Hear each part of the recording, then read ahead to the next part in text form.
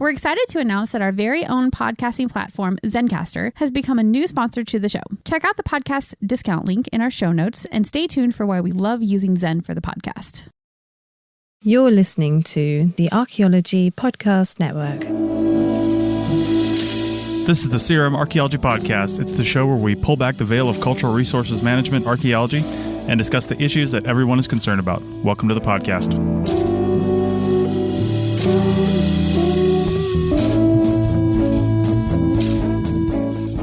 Hello and welcome to the CRM Archaeology Podcast, episode 217 for June 16th, 2021. I'm your host, Chris Webster. On today's show, we talk to an early career archaeologist about how she got into this profession and where she's going with it. The CRM Archaeology Podcast starts right now.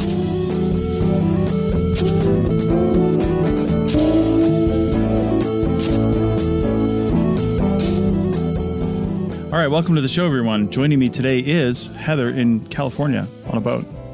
Hi, everyone. Sail anchors away, right? Sail away, but that sticks. So, yeah, yes. Anchors away. Anchors away is the Navy. Yeah, there you go. So it's summertime and things happen. So it's just Heather and I today. But if you heard our last episode with Tallulah, she's a new archaeologist. Her and her friend were listening to the CRM Archaeology Podcast on their way to her first CRM project and her friend's second CRM project. And as a response to that episode, I put it over into one of the big Facebook groups that we have for archaeology and said, hey, we want to talk to other people who are, at the early stages of their archaeology career, not necessarily their first project, but, maybe the first few years, and just talk to them and see how they got into this. So one of our important commenters for the Archaeology Podcast Network is Amy. Amy, welcome to the show. Hello. So longtime listener, first time interviewee, I think is what You're supposed to say. I don't really know.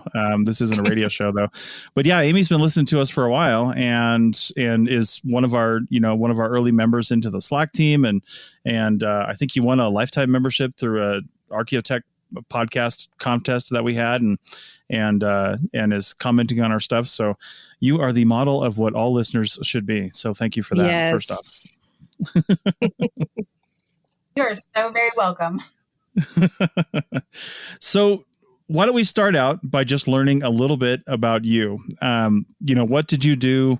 And you don't have to get into specifics if you don't want to. Tell us as much as you want. But what was your life like before archaeology? Because like Heather and I, you came to archaeology not out of high school and then college, but a little bit later in life. So let's just talk about, I guess, what led you to this decision. Okay, well, I was working at a job. As you said, I'm not going to get specific, but I was working at a job as a manager and it was getting very monotonous and I was bored with it in a way. And I decided to go back to school. I had went for a semester or two right out of high school and thought to myself, school's not for me. I'm just going to go get a job, which is what I did. Yeah. And years later, went back to college, used a few of my credits from when you go to junior college, because that's where I started, was junior college, you kind of take one of every class to figure out what the heck you want to do because you're starting over.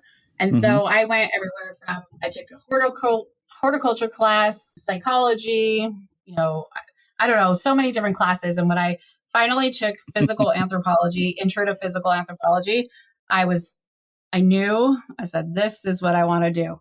And so from that point, any semester you could look, I probably had like 4 anthropology classes going on until I transferred. Nice. Yeah. So I wasn't feeling fulfilled with my previous job and just wanted to do something that was more along the lines of what I felt like doing. So here I am. Well, great. And when did you first hear your first episode of the CRM Archaeology Podcast? Okay. So after college, let's see, I'm going to backtrack just a little bit.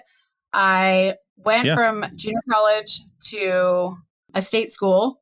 And then from a state school, I went directly to grad school and spent a year at grad school and got my MA, which is not in archaeology. It is in visual anthropology. And then after that, I worked in film and television for a while, and I still wanted to do archaeology. all that time, I just wanted to do archaeology. So I had no field school, which is hard to get a job without a field school. So I decided to sign up as a volunteer for the Passport in Time, or PIT project, through the Forest Service. Yeah. And a lot of friends have gone through that.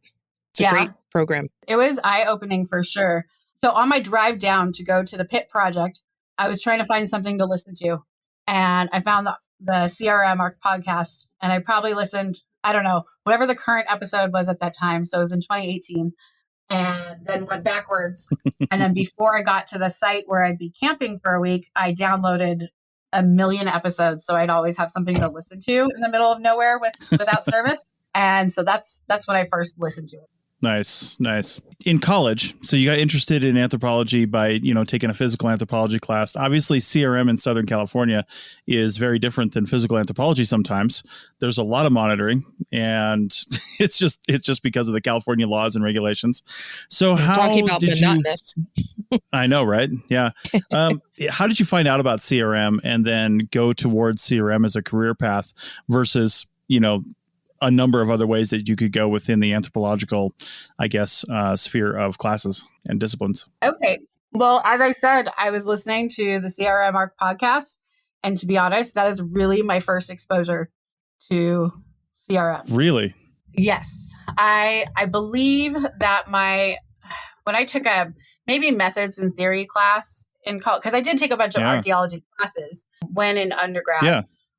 The degree I got in anthropology as my undergrad was a broad degree. So we had to take X amount, like same amount of art classes, same amount of physical, same amount of cultural, same amount of linguistics. So it was very, very broad, which I believe you said that's kind of how your undergraduate was as well, or someone on one of the podcasts. Mm-hmm. I think most of them are like that. The idea of the 4 fields of anthropology is important. Sure. Most colleges try to retain that concept. Yeah, so I'd taken the basic, method and theory class, of course, the intro to archaeology class, and some other classes, one on the entire United States, one for Great Basin, and I think one more somewhere in there. But throughout all those classes, maybe once, and for 17 seconds or 20 seconds, there was a single line on a slide that said something about CRM. Honestly, I had no idea what CRM stood for. And it mentioned a school where in California, and maybe I want to say Sonoma State, they have a program for, but I could be wrong. That was mentioned. And then that's literally my college coverage of CRM. But that's it. I graduated in undergraduate in 2014. And I went to a PIT project in 2018, which is when I started listening to your podcast. So 4 years, that's how long it had been that I had no idea what it was. Wow. So that's how I figured out what CRM was. Yeah, I don't think we should be surprised, but it's still shocking to me. I don't understand when the purpose of going to college to get a job, right? To get a degree, and then that leads to a job. Yet there's this, I don't know, but there's this ignoring of a whole facet of work, which is actually, where a majority of archaeologists are working. It's shocking. Well, yeah, and you're more likely to get a job in CRM, whether you've got an undergrad or a master's degree or not. You're more than likely to get a job in CRM than you are in academia. I mean, somebody's almost literally got to die for you to get a job in academia, because departments are shrinking, not expanding in most cases. So a lot of times positions are just being eliminated. So it's not surprising. And your experience, Amy, of, basically one line on a slide is almost identical to mine, where I got my undergraduate degree. And it was only by the luck of Hurricane Katrina happened to go through New Orleans in the fall of 2005. And I happened to be back at my university because the year before we had organized a whole bunch of money and campaign and stuff to get basically Jane Goodall to come visit and give a huge talk at the university. How cool. And I went back for that, of course, since we'd organized it the year before when I was a senior, or I guess my last year in college. for my undergrad. And I just happened to be there when a guy who was from that town had to leave New Orleans because his whole entire apartment was flooded, and the CRM company he was working for, their offices were flooded. So they basically shut down for a few months. And he came back, and I was like, yeah, I don't know what I'm going to do. It's like, I'm going to Africa for a field school. That seems pretty cool. Doing that right after the Jane Goodall thing. And he's like, well, if you check shovel bums. And I was like, what the hell's a shovel bum? And that's essentially, because I didn't remember learning about CRM in my undergrad. I look back on it and I was like, I have almost no memory of it, and the rest is history. I worked in CRM ever since. So if it wasn't for that hurricane, I don't know what I'd be doing. Yeah, I started just like you, Amy. I started in community college, and like we mentioned before, this was my second career, and so I was an older student, and I think I got very, very lucky that my professor had been in CRM for quite a while he was in graduate school. And so he was a proponent. I mean, he was a realist and a proponent for CRM. And so I was introduced to it right away. And I was a single mom at the time. And so, the reality of having to actually work, find a job that I could actually make money, not just continue to, I don't know, hope that I can get a job in academia, which I actually ended up doing. Mm-hmm. I'm very grateful because the first thing he said was go and get a job in CRM. Even if you end up going into academia, it will serve you well. Right. So, Amy, I mean, we're going to go a number of directions here, especially in, segment 2, but I'm curious, having been doing this for a couple of years now, do you, and let's speak honestly here, because sometimes CRM is really hard, right? Do you regret your decision at all right now, or are you still excited by all the different directions that CRM can go? Because I know people do get disheartened by where they end up at one point, but not realizing, early on, people who are early in their careers, and I know you're not like this, you're definitely looking at other sources, but people early on are like, oh, this project sucks, ... my whole career and life sucks. Right. Not realizing that the next project will be completely different, or the next company you work for, or maybe you get a job in, a completely different region or something like that. But given your experience so far, I'm just wondering where you're at with your decision to go into CRM. Let's see. I am still in a good place. Yes, I do have those days where I just want to take a shower and go to bed because it was 110 outside, and yeah. I do have those days. I do a lot of monitoring. So it can be a little bit boring at times, but I mean, there's so much. I use a lot of my time when out in the field, especially during monitoring, to learn about soil, or from the geologist that's there, or to learn about whatever from someone else. I fill my time, and I'm not learning while I'm out there. So I think that's one thing that's kept me at the level, because literally every day I go to work, I learn something new.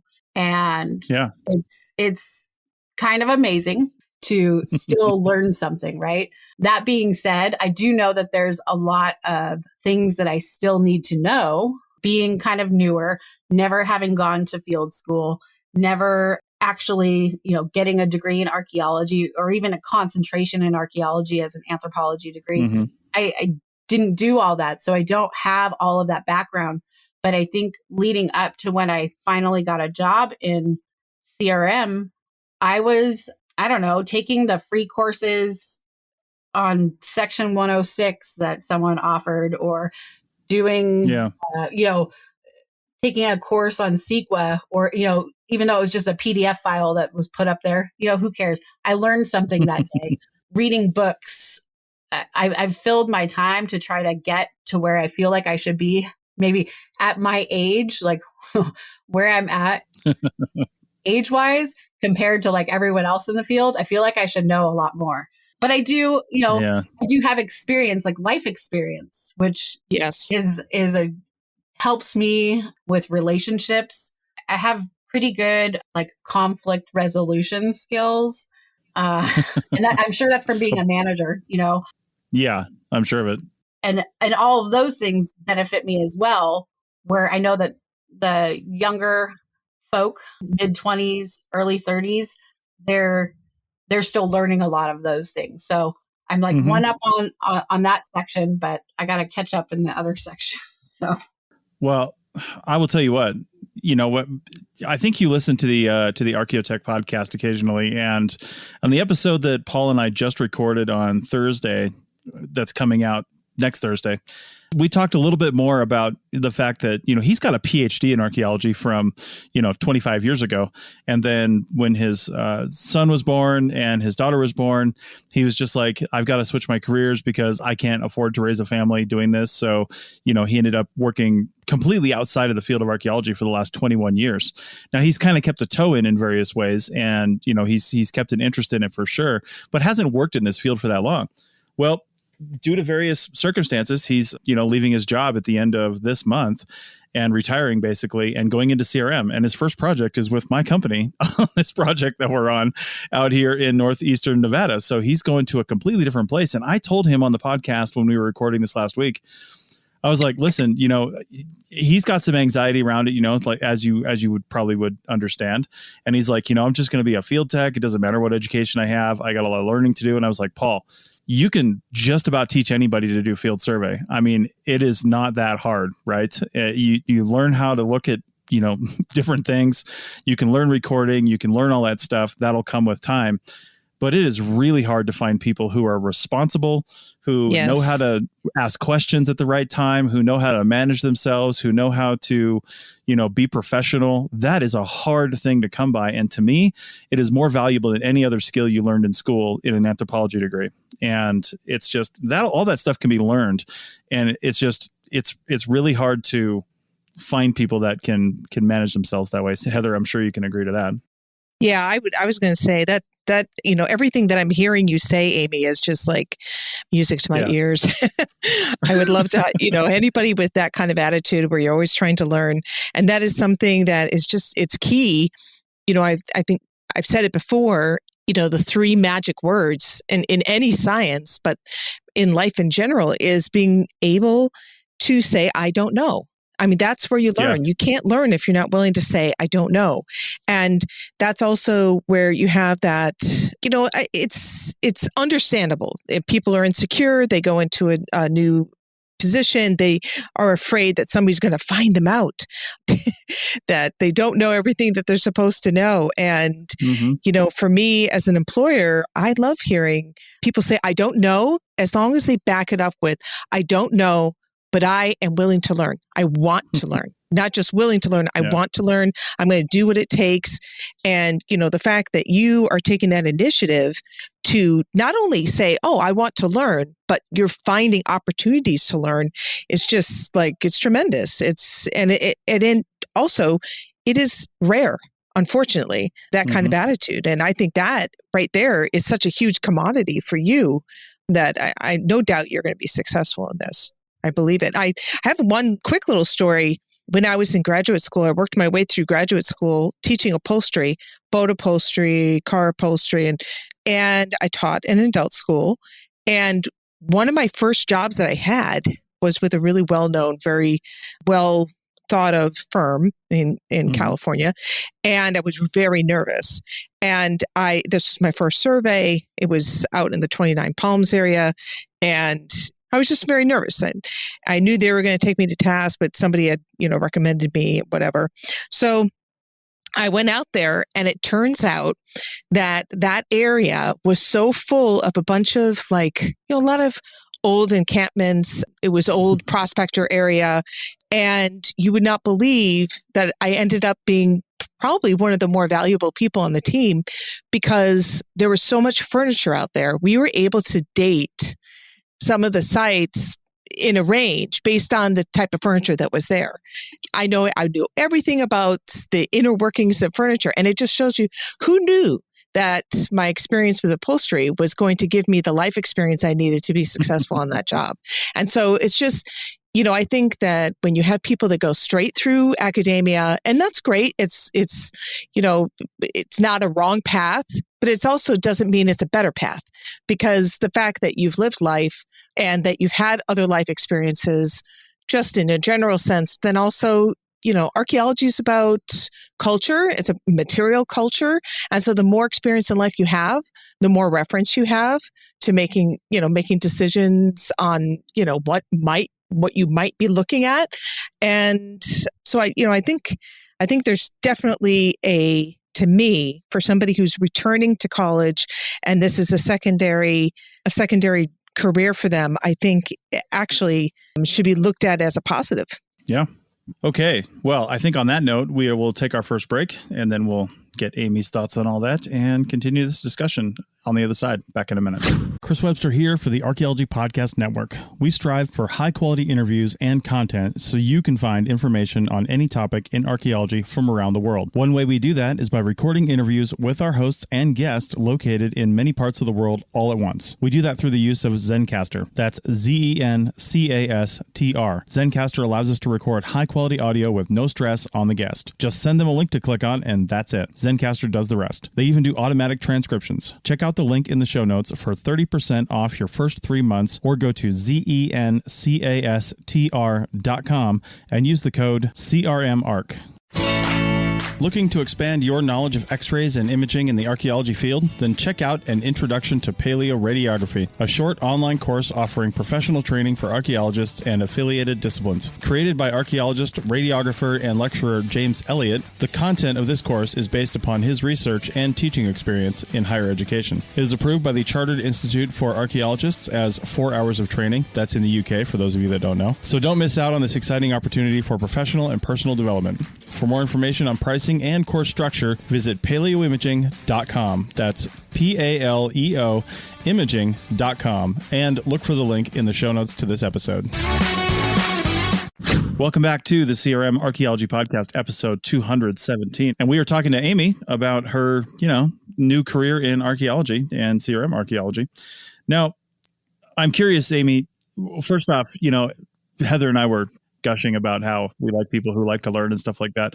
I just got to make a comment about monitoring. I actually haven't done a whole lot of monitoring in my life. I've done some, but I not like some of you Southern California archaeologists who just monitor all the time because of the way California works. I just haven't worked that much in California, and the work I have done was on like the big movie bases, and because of this other contract I was part of, and it was all survey. So very, very little monitoring in my career. But that being said, it is great that you're taking that time to actually learn and do stuff. I mean, the monitoring I have been doing, I was, reading or, listening to an audiobook or doing something. Because for those that don't know, maybe there's some people on the East Coast, because there's not a lot of monitoring that happens out there either for the most part.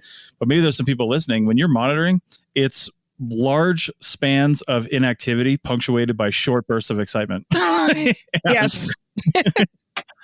And a lot of times you just don't have anything to do, right? Yeah. Until they come over to you and say, hey, we found something, or if you've got to actively watch some ground disturbance maybe, or something like that. But you're typically there as just in case. And it can get real exciting at sometimes. And, the weird thing is to me, and I don't know why this is, but they always tend to put like new people out on monitoring, which I've never understood, because you are the only person out there. You have to know how to do everything and make all these determinations. Yeah, exactly. My first experience in the field, besides the pit project, was a monitoring project. Yes. Right. I know exactly. I'll tell you why. I mean, just from a business sense, for me, what I think is that, a lot of times monitoring happens real quick. It's a response to a discovery. Yeah. You can get a crew for a survey, for an excavation. Those are, they're shorter projects, where the monitoring tends to last a long time, and you have multiple projects that you have a need for monitors for extended periods of time, all simultaneously. And so because of that, a lot of times you got to get somebody out there.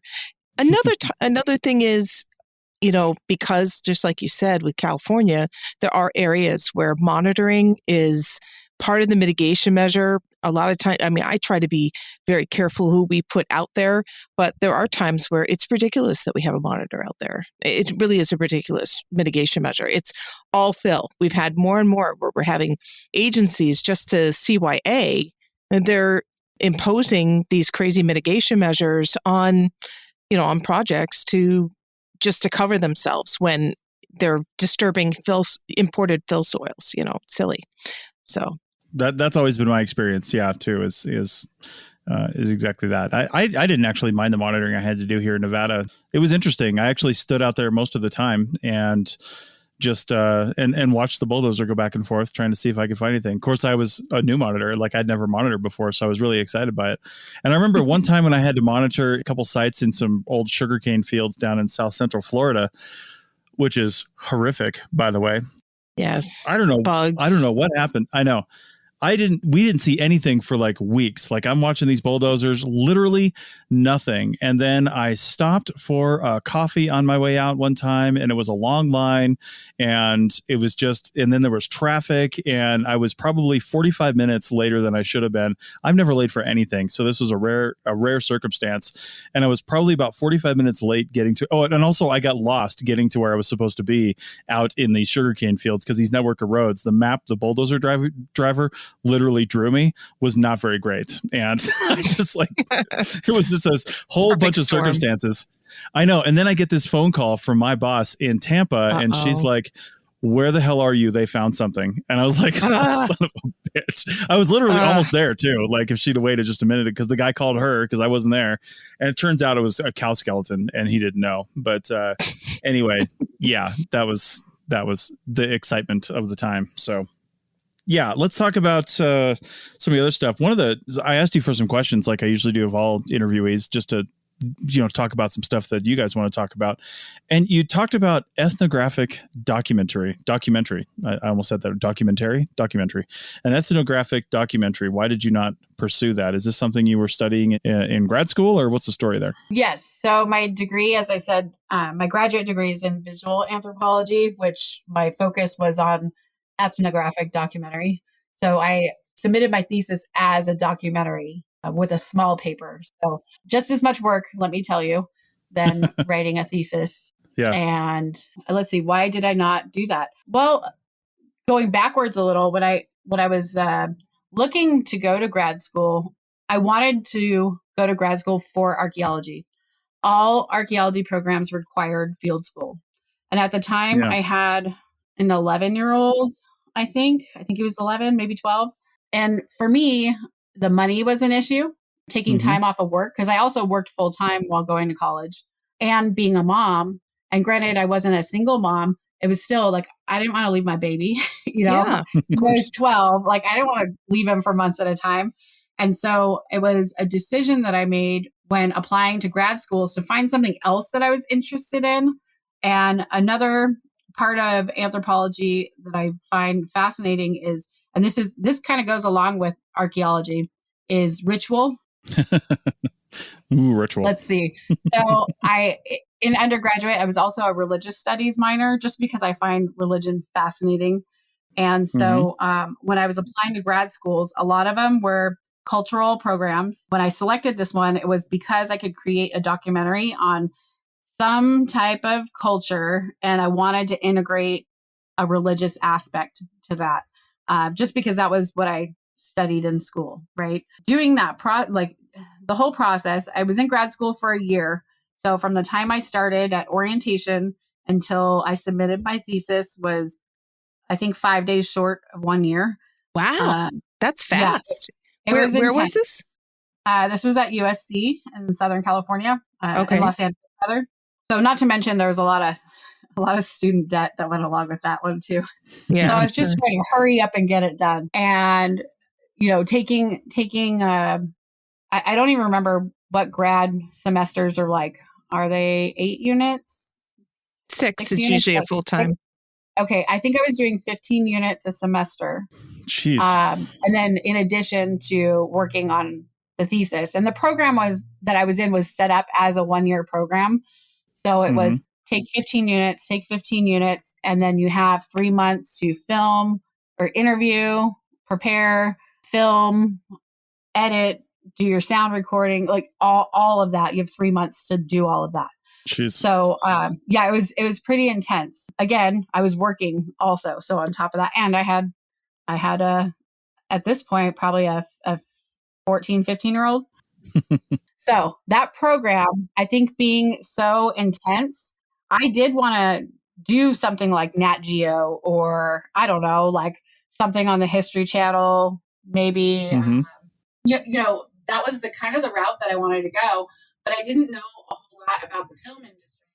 And so right after college, I started to work in film, but I was in film, not recording film. I don't know if I did a lot of like Yeah. background work in movies and TV just because I wanted to get familiar with what set life was like. And then I kind of got sucked into that and I did it for 2 or 3 years. So that was kind of interesting because it was nothing to do with anything I just spent so much money on school for. It was just more like exciting. Like I got to be on TV every week and I got to every once in a while. And, it was fun and exciting. But then I realized, man, I really got to like be an adult and get a real job. And so from that point, I transitioned, but it was just, I didn't like set life from behind the camera. I think I liked it more like being on camera. And that's why I didn't really pursue making films. So, yeah. There's definitely still time for that in your archaeological career because we've talked about this. Yeah, we talked about this on other shows before. And I think we talked about this during the SAA forum that I was a part of. And one of the things we were talking about was presentation of, archaeology in the media and things like that. And I was, unlike a lot of people who are very down on TV appearances for archaeologists, because as somebody who, runs a podcast network, I've been approached many times. And I've currently never been on TV. Must say something about my interviewing skills when they ask me about how I'm going to be. But anyway, I'm also pretty critical of the storyline and what it's going to be and things like that. But that being said, I really think that we should take all those opportunities, even knowing that they may misrepresent us, because we need people like us, people that are archaeologists, but that, can have this presence on there in order to show the world that, hey, there's real people out there doing archaeology. And, it might be some wacky show occasionally, but that being said, I think we all know, our professional colleagues know that, you got to take some of that with a grain of salt, and they're probably going to edit us down to something that maybe misrepresents us a little bit. But that being said, we're still doing overall good. So I'll just say, if you can keep a toe in that industry while you're still being an archaeologist, an opportunity might come up for you to, match those two up, which would be fantastic. Well, I'm sure there's some ways that you could integrate visual anthropology with archaeology. And I was thinking about this the other day. A lot of times as part of, I don't know, I'm not sure what it's called, when you're working with a tribe and you need to do some sort of like public archaeology, public engagement, engagement, like having a film about, whatever you're working on and the tribe that's involved with that, or that is from that land, that would be fascinating. As I think it would be a lot more interesting than having like a town hall meeting as your public engagement, to be able to watch a film, which, I mean, ultimately as a learner, I'm one of those people that I learn visually, but I also learn auditorial. I'm the all learner. Like I like to have all the things. Like I like to see, hear and do, right? Yeah. So having video or film or something that explains like what's going on or what happened in this area at some point, that helps me retain the information more. And I really think it's sad that there's not a whole lot more film, I suppose, like that for people to learn. Like just every, lay people, not just archaeologists, but everyone in general. I think some of it is because people feel like it's been saturated, where there is all this, it's the allure of archaeology, and that there is a lot of documentaries out there, but it's not about real archaeology, really. I mean, you have the Nat Geo and everything, but just like you said, it doesn't help in a practical sense when you're trying to communicate something from, on a visual and audio side, when it comes to public engagement and the public understanding the importance of the history of the area, not just what they understand, but what did actually exist. And, our company has put a lot of effort into that. The one hard sell on that is that, when it comes to CRM, it's the almighty dollar. What the client's willing to pay for. And so, it's nice when, company I have that I work for is a mid-sized company. So there are some things that we can absorb into our profit margin that include some of this audiovisual type of approaches to communicating what it is that we learn. And, every time that I've used the talents of those on our staff that do that audiovisual component of communication, the client has loved it. It's been an excellent, for them, it's an added benefit. But when it comes down to a proposal, that's the first thing that's going to be cut. It's not necessary. It's for them, and it's not what an agency is requiring of them. But I think, the trick to having that become more of a normal thing is that companies are investing in understanding there's different ways of communicating what it is that we do. Yeah. It's going to have to come from that end first. All right. Well, I've got some things to say on that score for sure, but let's take a short break and then come back and wrap up this discussion with Amy in a minute. Back in a second. You may have heard my pitch for membership. It's a great idea and really helps out. However, you can also support us by picking up a fun t-shirt, sticker, or something from a large selection of items from our TeePublic store. Head over to ArchPodNet.com/shop for a link. That's ArchPodNet.com/shop to pick up some fun swag and support the show. Welcome back to the CRM Archaeology Podcast, episode 217. This is the third and final segment, and I just got to respond to what we were talking about at the end of the last segment there with, producing video and stuff like that. Sometimes you just have to make it happen because, like Heather said, who's going to pay for it, right? Like sometimes nobody. And until we can start doing different things in our project budgets that don't cost the client more money, but that can make us more efficient in other ways, and maybe we can siphon off some of those funds to do some stuff like this. Maybe, I don't know, but that's a hard sell because, that quote extra money that you get from saving money on a project just ends up going into some other project. So, but like the reason the Archaeology Podcast Network exists and the CRM Archaeology Podcast, which was my first podcast, is because there wasn't one out there. And I wasn't going to get a company to pay to teach me how to podcast and how to edit podcasts and do something like that. I had to learn all that on my own. I ended up taking a professional podcast engineering school certificate kind of thing at some point to flesh out my skills that I had just learned on my own. And now I have kind of a side business of producing and editing podcasts for other people. But like I'm saying, Amy, with your experience and your, degree and experience doing this, sometimes it just has to start out a passion, you know what I mean? And then it can turn into a thing. But, we all have busy schedules. But man, I wish we had more people in this industry that had those kinds of skills so we could maybe even get those kind of people together to start doing some stuff. And then hopefully, the dream is to get compensated for it at some point. But sometimes that doesn't happen right away. You know what I mean? Yeah, I think a lot of what we do it starts off as a passion and an interest that we do on the side, and then ends up, you find eventually you do find a way to make it work or to, benefit the project as a whole. I mean, like I said, I think there's been many times that, we've used that audio visual. If a company looks at it from a marketing end, mm-hmm. It is a much better product, that you're giving your client. And when they see the benefit of how that communicates to the public during, public review meetings and such, it's worth it in the end. But again, it's a hard sell until they actually experience it in person. Amy, have you thought about doing any visually related film projects or anything like that? Anything that's bouncing around in your head, just don't have the time for? I have, but I've had the thought of it. Right now, currently, I'm dealing with boxes and moving and realizing that when you live kind of in the middle of nowhere, you have to have 100 feet of clear brush from your house. That's right. So I'm working on all that stuff right now, and it's going to take me a while to be able to do anything else besides work and work on my house. So.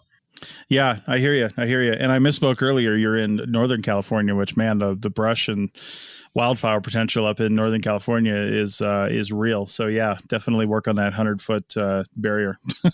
Yes. Yeah. And I'm right up there in the foothills now. So. Yep. So it's beautiful.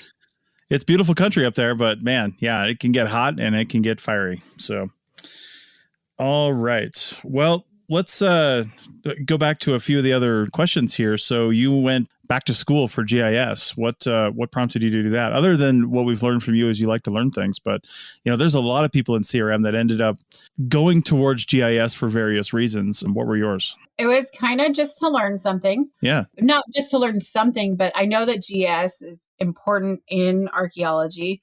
And I feel like it's something I could use outside of archaeology. Sure. The program that I'm taking is through a community college. So I don't know what I was thinking last year, working 40 to 50 hours a week in the fall semester, and then also registering for 12 units of classes. That was, it was a little insane. So this past spring, I did 2 classes only, so 6 units, and worked. And I'm glad I only did the 2 because I was trying to just knock it out. It was 10 course certification. So I have 6 down. I got 4 more to go. But the 2 I took this past semester, man, they killed me. It was on, I learned Python, which I am not experienced with, but so Python for GIS, and then also did some remote sensing, which I felt like that was going to be like my class. It's all about like photos, like drone photos. I said drones, yes, although I didn't do that. But working with them, like on the computer, I was thinking, man, I'm going to be so good at this. And it was so hard. I cannot even, like, it was so hard. I can't even express how hard it was. I mean, I did well in the class. And so I don't know. I felt like that was a good skill to have. And I'm hoping that where I work, they're going to utilize the fact that, I'm working full time. Actually, last week, I think I put in 60 hours. So that was kind of a rough week with moving and going to school. It's tough, but I'm doing well. And I hope that they utilize these new skills that I'm going to eventually have. I mean, I have skills now, but I don't have the quote unquote certification yet. That won't be till next spring. Well, I will tell you that, be careful in CRM, unless it's your goal to become like, quote, a GIS person full time.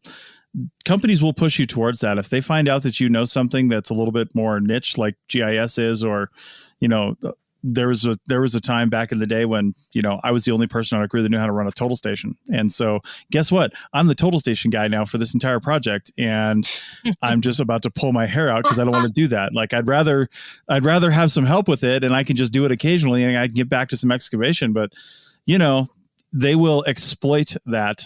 And as long as, and if you want that to happen, that's fine, but just be careful. If you want to get back in the field, you want to do some other stuff, let them know that and say, hey, that I did this so I could enhance my skills, not pigeonhole myself into one area, again, unless that's what you're looking for. Cause there are people that, love GIS and just want to do that all the time. So there is that. Yeah, I would say it depends more on the size of the company. So Amy, I just had a quick question. Yeah. If you don't mind sharing, what size company are you working for right now? It's fairly large. Okay. So typically with GIS, it's excellent. It looks great on a resume, and it's really good to be able to have that skill that you can use and not be limited if you need to manipulate things or you have to understand something, or even in California now doing in-person record searches, you have to have some understanding. If the IC you're using has digitized records, now you have to understand GIS. So those things, it makes it easier. But in a larger company, they generally have a GIS department that's very focused just on GIS. Actually, when I got the job that I work at now, I shouldn't say the job, but when I started working for the company I work at now, way back when, I was hired on as 40-40 or 40-60. I was 60% archaeology. They were using my human osteology experience and a lot of analysis and work. And then 40% of it was GIS. And that's actually how they were able to kind of sell my position in a company or in a smaller office. But as time has gone on, I've actually had to promise at times that I would not do GIS, but it always serves me well because I come from that perspective. I understand GIS very well. And so now, I'm able to communicate with the GIS staff And so it will never serve you and never go wrong. But if you're in a small company, exactly right. What Chris is saying, you are going to get pigeonholed because a lot of people don't have that experience and that knowledge. If you're in a larger company, they're generally not going to use it, to be quite honest with you. In a medium-sized company, you're kind of, you'll vacillate. It just depends on how much they've invested in their GIS department and whether or not they need you to do things. But the one nice thing is not having to wait in a medium-sized company, not having to wait for GIS to get freed up to do your work. You can kind of hop in there and do it. Is definitely an added benefit. But it's just something to think about. Exactly what Chris is saying. If you start working for a smaller company, you will likely get pigeonholed into doing some of their GIS work, which is maybe what you want. Yeah. That was kind of originally my thought process was I did work for a very small company. The company that I first worked for was small. I was one of 2 architects that was on staff. So, I mean, it was, and that's all it was. It was just archaeology. And he had someone that did his GIS work for him. And originally my thought process, so I guess this answers the previous question, why did I do GIS? If I did work for a smaller company, such as that again, I would then have, I guess, give the owner or, whoever does the budget, they don't have to pay someone additional to do GIS work because I would know how to do that. Since then, I've started working at another company, and yes, they do have a GIS department. They primarily do all of the work that has anything to do with a map. And so I don't know where I'm going to go with this GIS information, but I will have it. And so maybe, as you said, Heather, I'll be able to better communicate with the GIS department, like what I need in this map that you're going to make me. Because I know I've been on email threads where it's like, I need this map of our project area. Here's all the stuff. And then they come back, well, this thing looks just like this thing and this thing, Right. Where I would know that they need that extra information. So Absolutely. I would give it immediately. Yeah, GIS is it having, and that was the selling point in hiring me, was that, I could be that liaison between the GIS need and the archaeological, having that archaeological perspective or knowledge and being able to communicate what it is that you needed on that figure. You're right. It's a lot more efficient. And now, I work in the company. There are times where I'm tapped to kind of figure out symbology or to figure out, how GIS can be used. My thesis for second MA in GIS was based on predictive modeling. And so that has come into play. I have used that quite a bit. And even if the GIS department does it, they still don't have the knowledge of why it is, what is predictive modeling when it comes to archaeology. And so you're exactly, Right. you're on the perfect track. I think it can never serve you wrong to gain more knowledge. And especially if you want eventually to get a full-time job, it'll serve you well. Yeah. All right. So just a couple more things here before we end this episode. Where do you want to go? I mean, this isn't necessarily where do you see yourself in 5 years? It's more like, where do you see yourself in, 20 years? If you were to stay in CRM, like if you could do exactly what you wanted in archaeology, maybe not even necessarily CRM, to be honest, but where do you want to see yourself going with this profession? Oh, that's kind of a tough question. Because I know there's so many paths. I don't. Yeah, exactly, and it's difficult because I feel like I'm still very new, even though I'm not, but I am. Yeah. So it's really tough to think about that answer. But if I had to give you one right now, what would? Oh, man. I don't know. I kind of like doing what I'm doing now. I would love to have more responsibility. I would love to be more involved in report writing. And I have had little experience doing that, mostly because I feel like when I have had those opportunities to work on different sections of a report, I read the entire thing because then I know what the project is. I know the background of the project, what we're trying to do here. That's a big part of when you go out in the field. I like to know all that up front, like, oh, yeah, what's here, what's supposed to be here, who used to live here. All of those things are covered in the background, right? I kind of wish that sometimes I would be able to read that prior, but then I go back to like my film, right? I said that I didn't really have a lot of interest in that, but creating like film on archaeology, as you guys mentioned before, because now you just like open this whole thing in my head now, and it's like reeling about doing like a documentary on archaeology for, I don't know, Nat Geo or History or any number of channels. That now that's sticking in my head. So I have no idea which direction I'm going now. I was just going to say, just give you a little bit of advice. I think that, you're doing a lot of the right things, putting yourself in a position that you become trusted and you end up in a position where you can start making these decisions. When you're working at a level where you're told exactly where you need to be, what you need to be doing, it makes it a little more difficult to be creative. And so, continue to work hard at working your way up into a position where you're a full-time position, and then maybe some kind of a management position where you can start injecting some of these ideas and people take you seriously. It takes a little time. It's obviously patience, but there's always that entrepreneurial side where you can, start something on the side, just like Chris did. But I think, a lot of times people get frustrated. You have life experience, so I think you understand, you bring an idea to the table, and sometimes people are not as enthusiastic about it as you are. They see you as an idealist, and just, not letting those naysayers get you down, but continue to, work until you get into a position where you can make those decisions and you can, be a little bit more creative with the product. And that's when it's so rewarding. It takes some time, but it's worth it.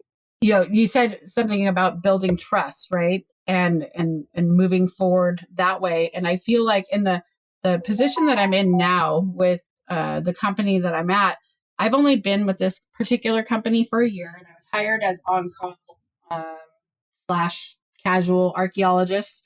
So, work was intermittent to begin with when this season was just starting. And then I had the big section where I worked pretty much 6 days a week for 12-hour days. And then during the winter, it slowed down again.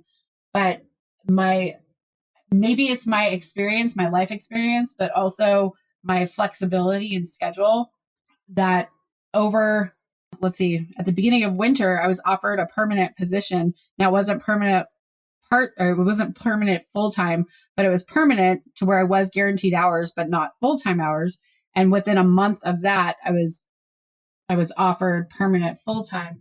And that's with being with this company just a year. And as Chris mentioned earlier in this segment, or not this segment, but at the beginning of the show, I've only been doing this 2 years. So, and I still feel like I have a lot to learn, but I think it's that trust, the trust that I've built between my supervisor and I, and that I'm responsible. And, I just had a mid-year check-in at my company, and she asked what I'm proud of, like things that I'm proud of that I've done on the job. And it's hard to say when you're just monitoring, right? Like, I'm proud that I found a thing, or that, but I came up with things that I felt that were relevant. And this could be in any job.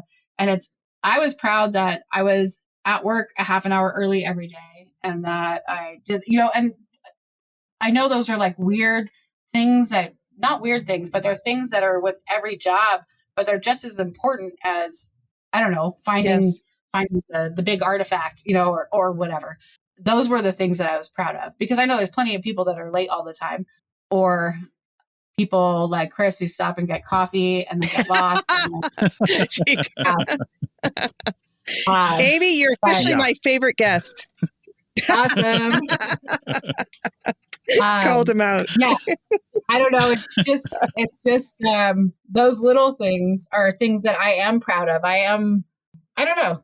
And so I think she was appreciated. Like, things like that is why I believe that I'm trusted enough to hold a full-time job now. So, Chris, I just want to say one quick thing, because I know we're going to wrap up. Yeah. And that is you're such an ideal example.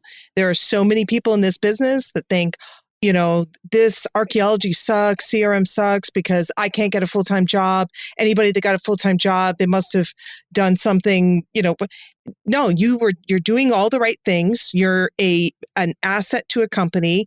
You can't just sit around and wait for somebody to offer you a job. You have to go after it. You have to collect all this information. You have to show you're responsible.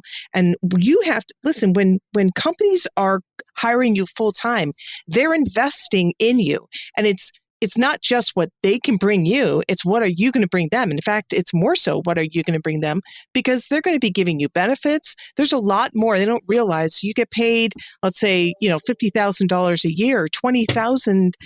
There's another 20,000 on top of that for benefits and all the stuff that goes along with. So it's not just a $50,000 investment for a company, it's a $70,000 investment. And they need to know that their investment is going to have a good return. And so, you obviously have established that, and that's something that's really important. Really, really important for people that, our listeners to understand that if you want a full-time job, they're there. You can get them. They're not that elusive, but you have to prove yourself worthy. All right. Well, on that note, I just got to ask one more really quick question. And it's because you said there was a bonus question here. I want to know about your almost bill sighting on a UC campus. Okay. This was probably so funny. And it's like 100% embarrassing. So I don't even know why I put it on there as a question you could ask me. So this is, I would drive for Uber and Lyft because, when you are doing like the casual on-call archaeology thing, you got to have some other form of income. Of course. So I was doing that for a while. I mean, there were some weeks that I was doing that full time because I didn't have other work, but I was on a UC campus to pick someone up, and I'm waiting like in this little roundabout area, which is the marker that they put there. And I see this guy walk by. Now, mind you, Bill, the only time I've never seen a picture of him, I've only heard his voice. And I heard this man walk by, and I heard his voice, and I literally like got out of my car and I was like, Bill. And the dude didn't turn around. I was like, Dr. White. And still nothing. And I was like, hey, bro, turn around. And so he turns around when I said that. And I was like, hey, are you Bill White? And he's like, no. No. And this guy was carrying like a little box with like some probably posters. I don't know. They look like scrolls. And I'm like, oh, I'm not even on Berkeley's campus. I'm on UC Davis campus. This is not even the right school. And the guy I said that out loud, and he goes, yeah. And he just turned around and walked away. And it was so embarrassing. Like I literally got out of my car. It was a moment. And then I just laughed at myself for like 5 minutes until the person, it was fun. I got to tell you, Bill is my favorite person to be at a conference with because he's a like 6'5" tall black man, and he's easy to spot in a crowd because he just towers over everybody. And then his voice comes out and that laugh of his, it's just like, yeah. So I'd like to know who this guy really was, because maybe he'd be good on a podcast, because I love Bill's voice on a podcast. It's so deep and just sounds good to edit. Yeah, I don't know. I didn't even get the guy's name, so. Nice. All right. Well, I think with that, we will end this show. Thanks, Amy, for coming on and for being a member of the Archaeology Podcast Network and supporting us and always leaving comments and just engaging. You often would join in on our live shows as well, which is really great. So anybody else who is interested in that, over to facebook.com/ArchPodNet and follow us there, and you'll see when we go live. So thank you, Amy. It's been a pleasure. Of course. All right. Thanks, everybody. And we'll see you next time.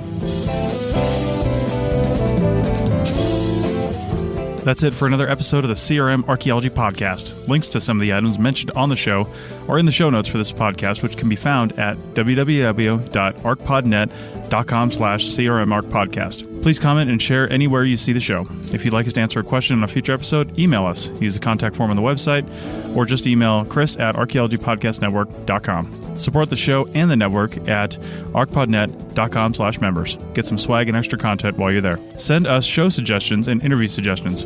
We want this to be a resource for field technicians everywhere, and we want to know what you want to know about. Thanks to everyone for joining me this week. Thanks also to the listeners for tuning in, and we will see you in the field. Goodbye. Goodbye. Thanks for listening.